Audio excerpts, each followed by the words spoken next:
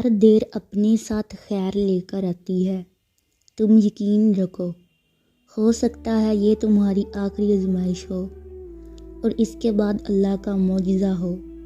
اور سنو، جب رحمان سے مانگ رہے ہو تو یقین کے ساتھ مانگو، پھر ممکن اور ناممکن کی الجھن میں مت پڑو۔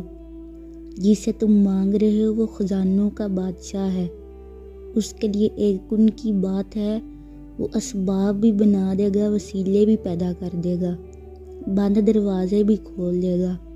بس تم نیت صاف رکھو اور اللہ پر توکل رکھو۔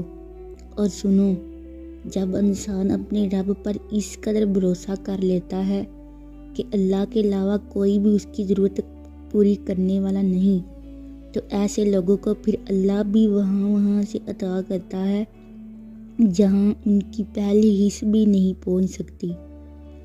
یقین سے ہی دروازے کھلتے ہیں، اور جو لوگ تھک کر رک جاتے ہیں اور مایوس ہو کر بیٹھ جاتے ہیں تو پھر اللہ بھی انہیں اٹھنے کی ہمت نہیں دیتا اور ان کی چاہت میں ہی انہیں تھکا دیتا ہے۔ آپ اپنے آپ کو اس رب کے سپرد کر دیں اور اس کی رضا میں راضی ہو جائے، پھر وہ رب آپ کو وہ عطا کرے گا جس میں آپ کی رضا ہوگی۔ جانتے ہو، انسان کو وہی ملتا ہے جس کے لیے وہ سب سے زیادہ دعا کرتا ہے۔ تمہیں بھی وہی ملے گا جس کے لیے تم کب سے دعا کر رہے ہو۔ اور تمہیں کیا لگتا ہے تمہاری کہانی ختم ہو گئی ہے؟